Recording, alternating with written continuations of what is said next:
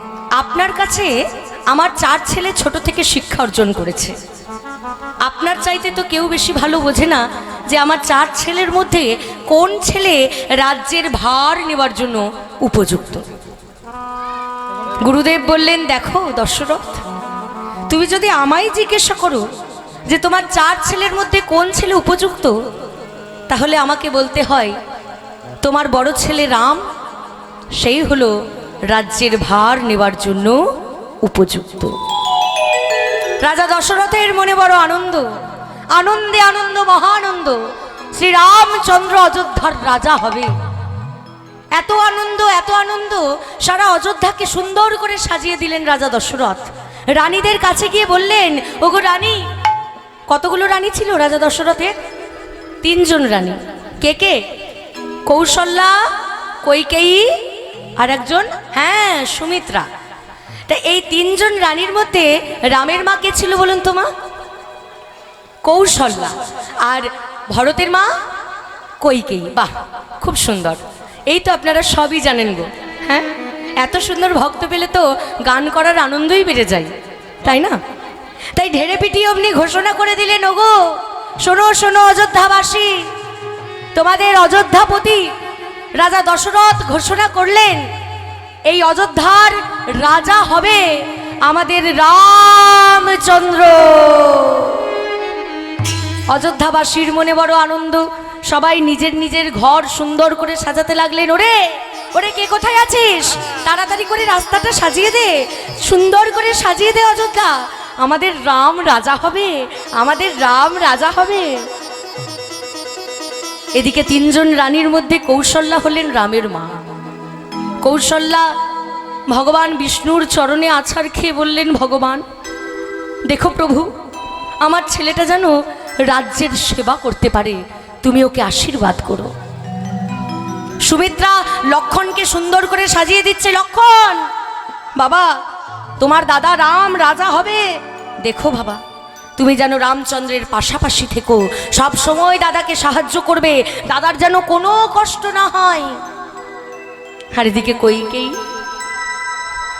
আপনারা জানেন কিনা জানি না বাবা, রামচন্দ্রকে যদি কেউ সবচাইতে বেশি ভালোবাসতেন তিনি হলেন মাতা কৈকেয়ী। মাতা কৈকেয়ীর থেকে মাতা কৌশল্যাও রামচন্দ্রকে ভালোবাসতে পারতেন না। কৈকেয়ী যখন শুনলেন রাম রাজা হবে, তখন নিজস্ব সম্পত্তি, নিজের কোষাগার খুলে দিলেন দাস দাসীদের কাছে। ওরে, কে কোথায় আছিস? এই নে, তোদের সামনে আমি আমার ধন সম্পত্তি খুলে দিলাম, তোদের যা ইচ্ছা তোরা নিয়ে যা, তোদের যা ইচ্ছা তোরা নিয়ে যা, যা ইচ্ছা।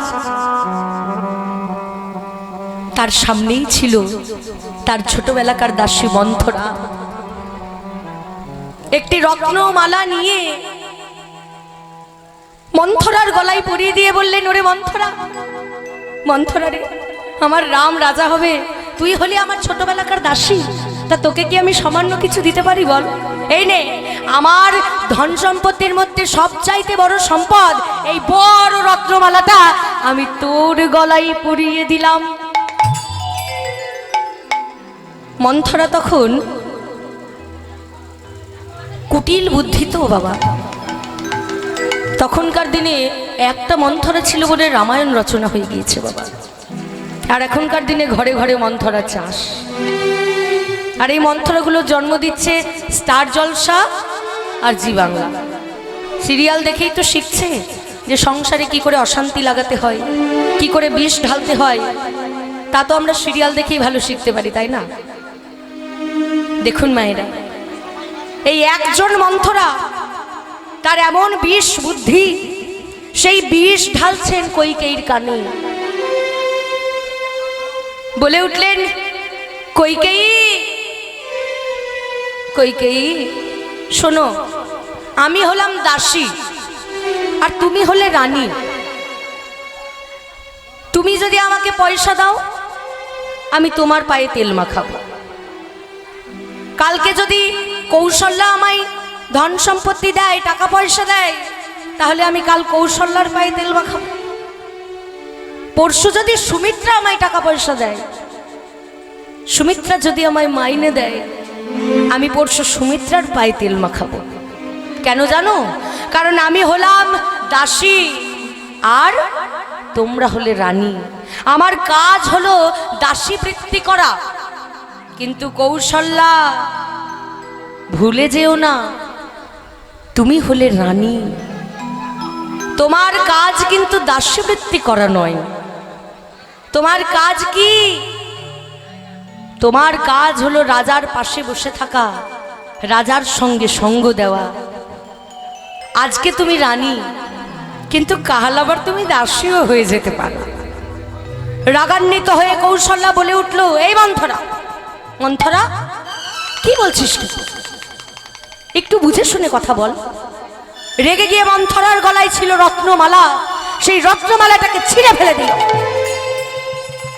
কইকেই রেগে গিয়ে বলে, মন্থরা, আমার আগেই বোঝা উচিত ছিল। যখনই দেখি আমার রামকে নিয়ে কোনো সুসংবাদ আলোচনা হয়, তখনই তোর যেন অঙ্গটা জ্বলে পুড়ে ছারখার হয়ে যায়। কেন? কেন আমার রামকে তুই সহ্য করতে পারিস না? আমার রামকে তুই ভালোবাসিস না? বলে, শোনো, ওই যে বললাম আমি তো দাসী, আমার কাজই হলো দাসী বৃত্তি করা। কিন্তু যেহেতু আমি তোমার ছোটবেলাকার দাসী, সেহেতু আমি মন থেকে চাই না যে আজকে তুমি রানী থাকতে থাকতে কালকে তুমি দাসী হয়ে যাও। বলে, কেন? আমি দাসী হব কেন হঠাৎ করে? বলে, শোনো, আজকে তুমি রানী, কিন্তু কাল যখন রাম রাজা হবে, ওই কৌশল্যা হবে রাজমাতা। রাজমাতা হবার পর তোমায় যদি বলে, এই কইকেয়ী, আমার ছেলে হলো রাজা, আমি হলাম রাজমাতা, আমার পায়ে একটু তেল দিয়ে দে তো, ভালো লাগবে কি? ভালো লাগবে? এমন বিষ ঢেলে দিলেন বাবা, যে কইকেয়ী রামকে এত ভালোবাসতেন, রামকে ছাড়া যার দিনের শুরু হয় না, দিনের শেষ হয় না, সেই কইকেয়ীর মনে রামকে নিয়ে বিষে বিষে ভরে গেল। সারা অযোধ্যাবাসী আজ কত আলো জ্বালাচ্ছে, কত প্রদীপ প্রজ্বলন করছে, কত নিজের ঘর সাজাচ্ছে, আর কইকেয়ী নিজের ঘরে অন্ধকার করে এক করে বসে আছে। রাজা দশরথ দেখলেন, কি আজ অযোধ্যাবাসীর ঘরে ঘরে এত আলো, এত উৎসব, কইকেয়ীর ঘরটা এমন অন্ধকার কেন? যাই তো, গিয়ে দেখে আসি। যেই না দেখতে গেলেন, কইকেয়ীর ঘরে প্রবেশ করে দেখলেন কইকেয়ী এক কোণে বসে আছে। রাজা দশরথ বললেন, কইকেয়ী, ওগো কইকেয়ী, তোমার সবচাইতে প্রিয় পুত্র রাম রাজা হবে, আর তুমি কিনা আনন্দ উৎসব না করে তোমার ঘরে অন্ধকার করে বসে আছো। কইকেয়ী, তুমি খুশি হওনি?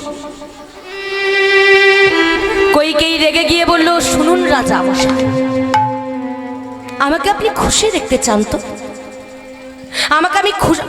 আমাকে আপনি খুশি দেখতে চান?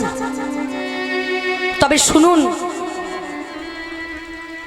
আপনি ভালো করে একটু মনে করে দেখুন, দুইবার আমি আপনাকে মৃত্যু থেকে উদ্ধার করেছি।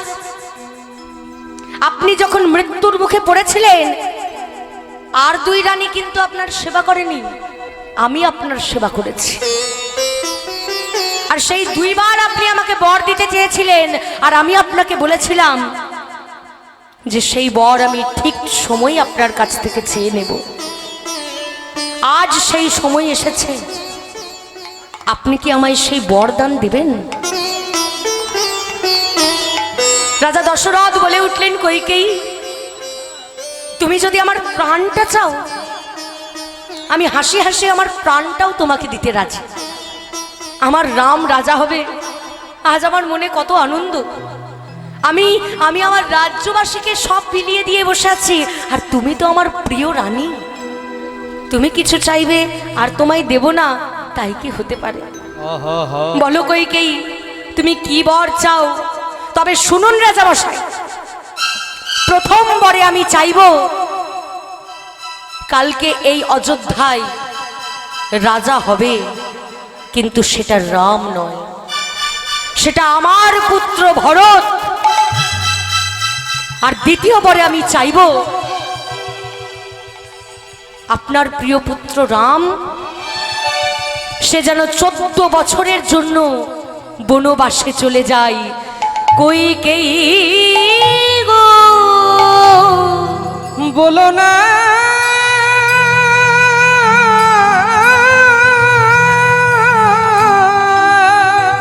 কইকেয়ী বলো না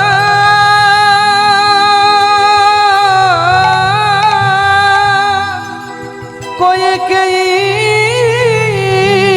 গো। এ তুমি কি বললে কইকেয়ী? তুমি যে এমন বর চাইবে তা আমি স্বপ্নে কোনোদিন আশা করিনি। এর চাইতে যদি তুমি আমার প্রাণটা চেয়ে নিতে, আমি খুশি খুশি তোমায় আমার এই প্রাণটাও দিতে রাজি ছিলাম। কিন্তু তুমি আমার রামকে বনে পাঠানোর কথা বললে কইকেয়ী, পারছি না মানতে, আমি পারছি না। এতদিন যে তুমি সবাইকে বলতে রাম তোমার প্রিয় পুত্র, তবে সেসবই কি অভিনয় ছিল কইকেয়ী? তুমি কি আমার রামকে একটুও ভালোবাসতে পারোনি কইকেয়ী? একটু যদি ভালোবাসতে তোমার মুখ থেকে আজকে এমন কথা বেরোতো না। বেশ, তবে তুমিও শুনে রাখো কইকেয়ী, रघुकुल रीत सदा चली आई, प्राण जाए पर बचन न जाई। প্রাণ চলে যাবে যাক, কিন্তু রঘুকুলের নিয়ম ভঙ্গ হবে না। একবার যখন তোমাকে কথা দিয়েছে, সেই কথা আমি রাখব।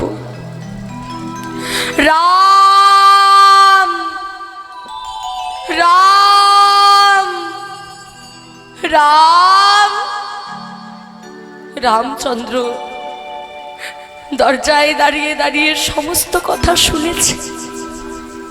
করজোর করে এসে বলে, বাবা আপনি আমায় কিছু বলছিলেন? রাম, এই দেখো তোমার মা দুইবার আমার জীবন বাঁচিয়েছে, আর দুইবারই আমি তাকে বর দিতে চেয়েছিলাম। সে বলেছিল সময় বুঝে সেই বর সে চাইবে। আচ্ছা রাম, তোমার মা কি বর চেয়েছে তুমি জানো? তোমার মা বর চেয়েছে যে কালকে রাজ্য ঘোষণা হবে, কালকে রাজ্যাভিষেক হবে, কিন্তু সেটা রামের নয়, সেটা ভরতের। তুমি কি রাজি? বলে, পিতা এ তো বড় সুসংবাদ। আমি দাদা হয়ে আমার ভাইকে রাজ্য প্রদান করব, এর চাইতে বেশি খুশি আমার আর কিসে হতে পারে পিতা?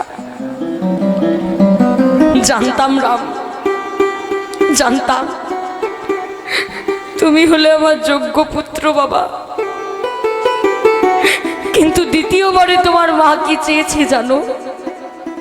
দ্বিতীয়বারে তোমার মা চেয়েছে তুমি যেন 14 বছরের জন্য বনবাসে চলে যাও। তুমি কি যাবে বাবা? রামচন্দ্র কাঁদতে কাঁদতে বলছে, বাবা এই দেহটা কার জন্য? এই দেহটার জন্ম দিয়েছেন আপনি। এই দেহটা যদি আপনার সেবায় না লাগলো, তবে আর কার সেবায় লাগবে বাবা? তার চাইতেও বড় কথা কি জানেন? আমার চাইতে বেশি খুশি তো এই জগতে আর কেউ নয়। কারণ একদিকে আমি যাব পিতৃসত্য পালন করতে, একদিকে আমি আমার ছোট ভাইকে রাজ্য প্রদান করব, একদিকে আমি আমার মায়ের মনস্কামনা পূরণ করব, আর অন্যদিকে আমি 14 বছর বনবাসে গিয়ে সাধু গুরু বৈষ্ণবের চরণ সেবা করব। নিতাই গৌর হরি বল হরি বল হরি বল। পিতা, আপনি আমায় আজ্ঞা দিন, আমি বনবাসে যাই। দাঁড়িয়েছিল সীতা, শুনতে পেয়ে বলে উঠল, স্বামী স্বামী গো, তুমি বনবাসে যাবে আর আমি রাজ পালঙ্কে শুয়ে থাকবো, এমন শিক্ষা তো আমার বাবা আমায় দেয়নি স্বামী। ছোট থেকে তো আমি এমন শিক্ষা পাইনি। যেতেই যদি হয় তবে তোমার সঙ্গে আমিও যাব। লক্ষণ বলে উঠল, দাদা, সেই ছোটবেলায় মায়ের মুখে শুনেছি, রাম যদি দেহ হয় লক্ষণ হবে তার ছায়া। ছায়া কি কোনোদিন দেহের থেকে আলাদা থাকে দাদা? ছায়া কি কোনোদিন দেহ থেকে আলাদা হতে পারে? তুমি যদি বনবাসে যাও দাদা, তোমার সাথে আমিও যাব বনবাসে। রামচন্দ্র, মাতা সীতা, লক্ষণ বনবাসে যাবার জন্য তৈরি হয়ে গেলেন। এদিকে রাজা দশরথ শয্যাগত হয়ে গেলেন। রাম রাম রাম বলে কাঁদছে। রামচন্দ্র পিতৃসত্য পালন করবার লাগি 14 বছরের জন্য বনবাসে গমন করলেন। আর সেই দুঃখ শোক সহ্য করতে না পেরে রাজা দশরথ নিজের প্রাণ ত্যাগ করলেন।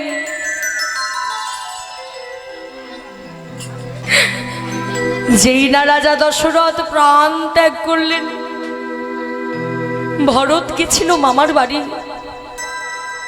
ভরত আর শত্রুঘ্ন, তারা দুইজন গিয়েছে মামার বাড়ি। পিতার এমন খবর পেয়ে তারা ছুটতে ছুটতে ফিরে এলেন। এসেই যখন ভরত দেখলেন যে পিতা তার প্রাণ ত্যাগ করেছে, কাঁদতে কাঁদতে বললেন, কে কে করেছে আমার অযোধ্যার এমন অবস্থা? কি তার নাম? আমায় তার নাম বলো, আমি তাকে সাজা দেব। তরোয়াল বার করে দাঁড়িয়ে আছে ভরত। যুদ্ধ করব। কে সে? অযোধ্যাবাসী বলে উঠল, যুদ্ধ করবে? তুমি যুদ্ধ করবে? কার সাথে যুদ্ধ করবে? যাও যাও, যুদ্ধ যদি করতে হয় তুমি তোমার মায়ের কাছে গিয়ে যুদ্ধ করো, তুমি তোমার মায়ের সাথে গিয়ে যুদ্ধ করো। ভরত বলে উঠল, কি আমার মা? আমার মা করেছে?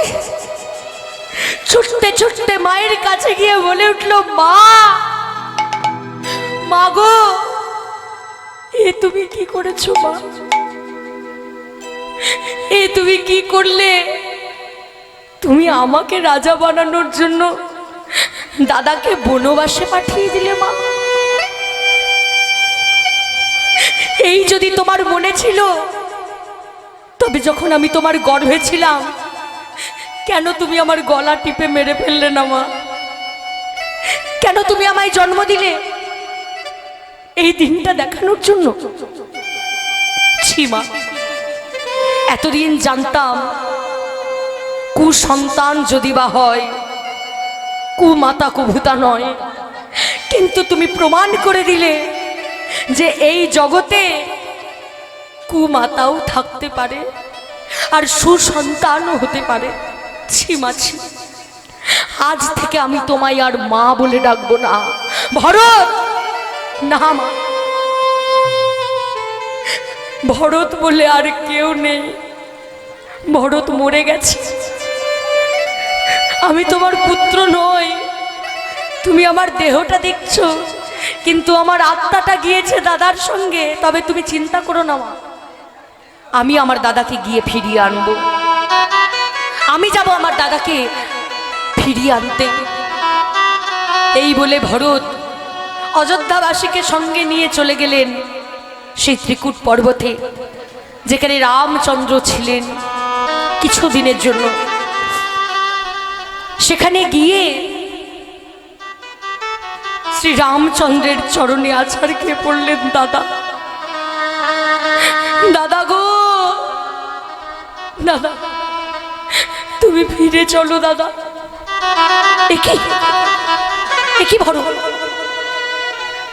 তোমাদের এমন বস্ত্র কেন? তোমরা এই বস্ত্র কেন ধারণ করে আছো? বলে দাদা, আমাদের পিতা ইহলোক ত্যাগ করে পরলোক গমন করেছে দাদা, তুমি ফিরে চলো, পিতার শেষ কৃত্য সম্পূর্ণ করতে তুমি ফিরে চলো। শ্রী রামচন্দ্র কাঁদতে কাঁদতে বলে উঠলেন, ভরত আমি তো যেতে পারবো না ভাই, আমি এসেছি পিতৃসত্য পালন করতে। আজ আমি যদি ফিরে যাই তবে লোকে বলবে যে রামচন্দ্র নিজের বাবার কথাটুকু রাখলো না, বনবাস থেকে ফিরে এসেছে এই রাজত্ব পালন করতে। তুমি কি চাও ভরত আমার এই অপমান? তুমি কি চাও? যদি না চাও, যাও ভরত, তুমি ফিরে যাও। ভরত বলে, দাদা গো, ও গো দাদা গো, তুমি আমায় ফিরিয়ে দিচ্ছ দাও, তবে তুমিও জেনে রাখো দাদা, এই 14 বছর ধরে তুমি আমাকে সিংহাসন দিয়েছ তো? না দাদা, ওই সিংহাসনে আমি বসতে পারবো না, আমি রাজত্ব চালাতে পারবো না। দাদা গো, তুমি এক কাজ করো, তোমার ওই পাদুকা দুটি তুমি আমায় দাও। আমার পাদুকা নিয়ে তুমি কি করবে ভরত? তোমার ওই পাদুকা নিয়েই আমি অযোধ্যার সিংহাসনের উপরে রেখে সিংহাসনের নিচে বসে বসে 14 বছর আমি তোমার রাজ্যের ভার গ্রহণ করব। ও গো দাদা,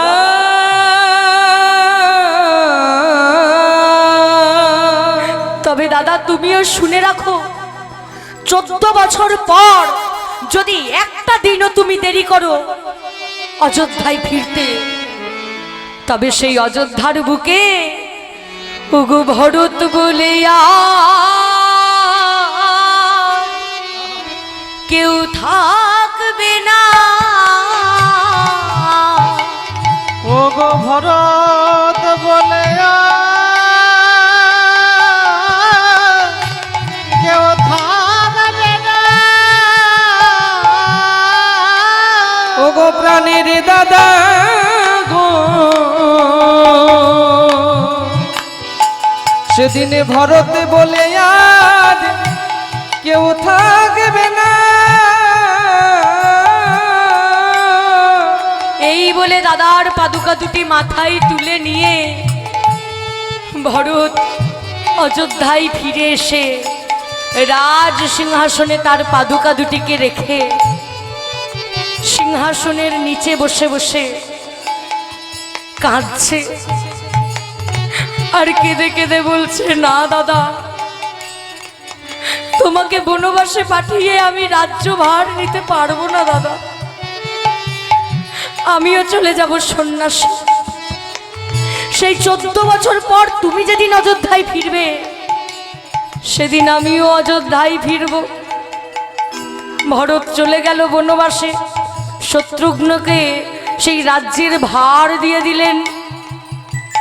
বনবাসে গিয়ে আপনারা জানেন কিনা জানি না, রামচন্দ্র বনবাসে জানা কষ্ট করেছে তার চাইতে অধিক কষ্ট করেছে ভরত, সেও 14 বছর বনবাসে থেকেছে, সেও 14 বছর সেই ফল মূল খেয়ে জীবন যাপন করেছে বাবা। 14 বছর কেটে গেল। শ্রীরামচন্দ্র, লক্ষ্মণ, সীতা সকলে মিলে যখন অযোধ্যায় ফিরে এলেন, আবার অযোধ্যাবাসীর মনে বড় আনন্দ, আনন্দে আনন্দ, মহানন্দ। সকলে মিলে প্রদীপ প্রজ্বলন করলেন, সকলে মিলে দীপাবলি পালন করছেন। ওরে ওরে, কে কোথায় আছিস? আমাদের রাম এসেছে, আমাদের রাম এসেছে, ওরে আমাদের রাম এসেছে। আনন্দে আনন্দ, মহানন্দ। রামচন্দ্র অযোধ্যায় ফিরে রাজত্ব ভার গ্রহণ করলেন। যে যা চাইছে তাকে তাই দিচ্ছে, যে যা চাইছে। এক কোনায় দাঁড়িয়ে ছিল ভরত। রামচন্দ্র ভরতের কাছে গিয়ে বললেন, ভাই, ভাই গো, তুমি আমার কাছে কি চাও বলো? তুমি যা চাইবে আমি তোমায় তাই দেব। বলে, দাদা, আমি যা চাইবো তুমি তাই দেবে? বলে, হ্যাঁ, যা চাইবে তাই দেব। তবে দাদা গো, তুমি আমার এই মনোবাসনা পূরণ করো।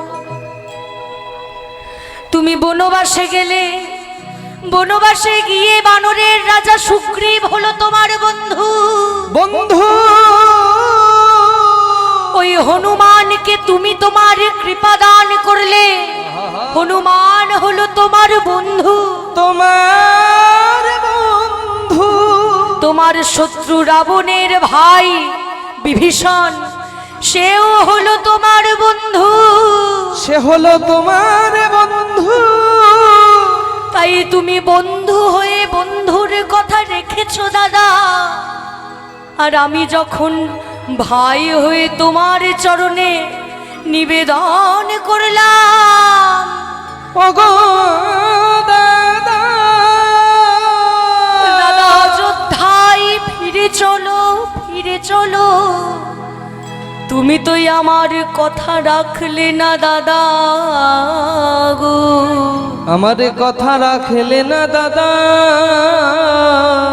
তাই দাদা, তোমার চরণে আমার এই নিবেদন, পরের জন্মে যদি জন্মাতেই হয়, তবে তোমার বন্ধু করে,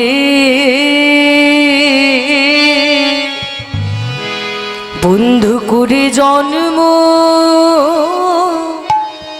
দিও দাদা গো।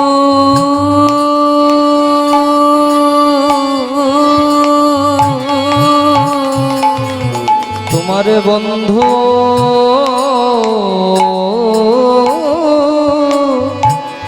বন্ধু করে জন্ম দিও প্রাণের দাদা গো।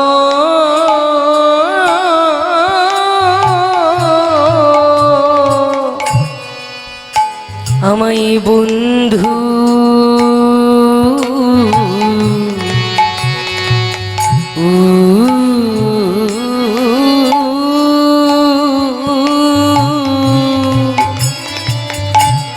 বন্ধু করে জনম দিও দাদা গো।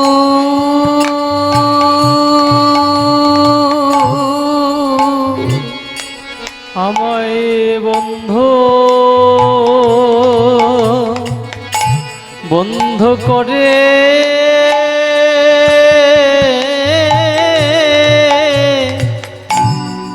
জন্ম দিও দাদা গো।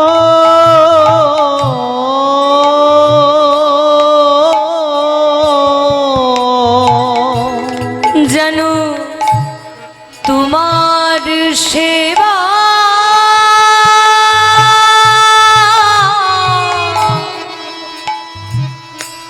তোমার সেবা করতে পারি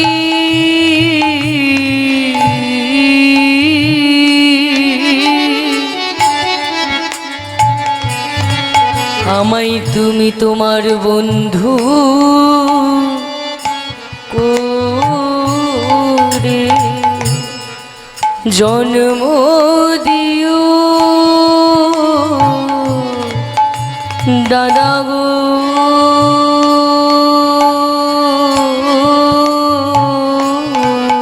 যেন তোমার সেবা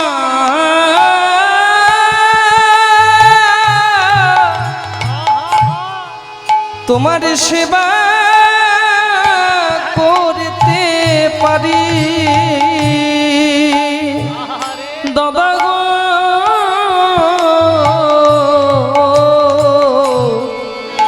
যেন বন্ধু করে জন্ম দিও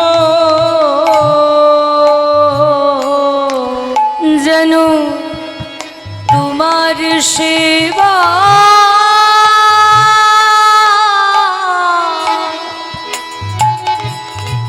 তোমার সেবা করতে পারি।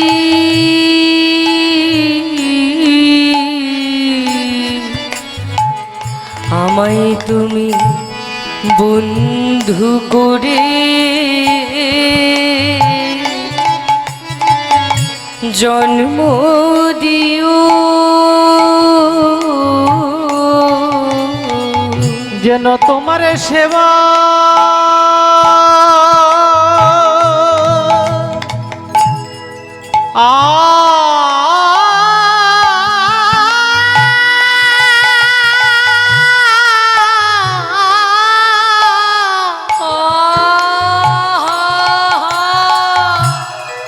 যেন তোমার সেবা করিতে পারি।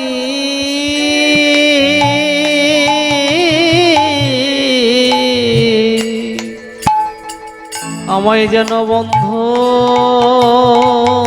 করে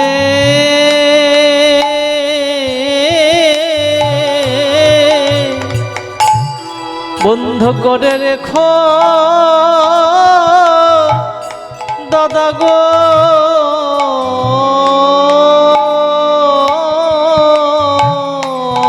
যেন তোমার সেবা সেবা করতে পারি।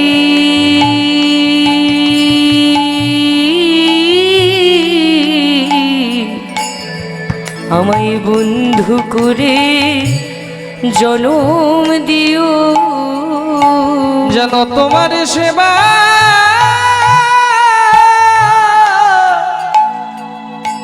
তোমার সেবা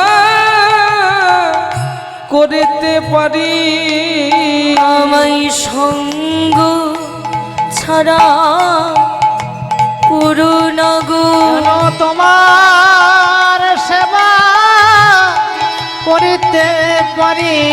যেন সঙ্গ ছাড়া করুণা গো। যেন তোমার সেবা করতে পারি।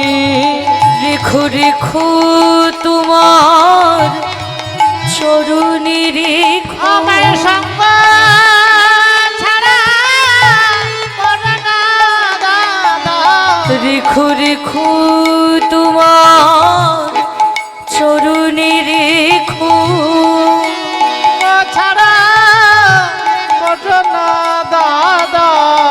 রেখো রেখো তোমার চরণে রেখো যেন সঙ্গ ছাড়া করুণা হে। রেখো রেখো তোমার চরণে রেখো যেন সঙ্গ ছাড়া করুণা হে। রেখো রেখো দাদা চরণে রেখো। নানা সঙ্গ ছাড়া করুণা হে। রেখো রেখো তোমার চরণে রেখো। নানা সঙ্গ ছাড়া করুণা হে। ওগো রেখো রেখো রাঙা চরণে রেখো। সঙ্গ ছাড়া করুণা হে। রেখো রেখো তাই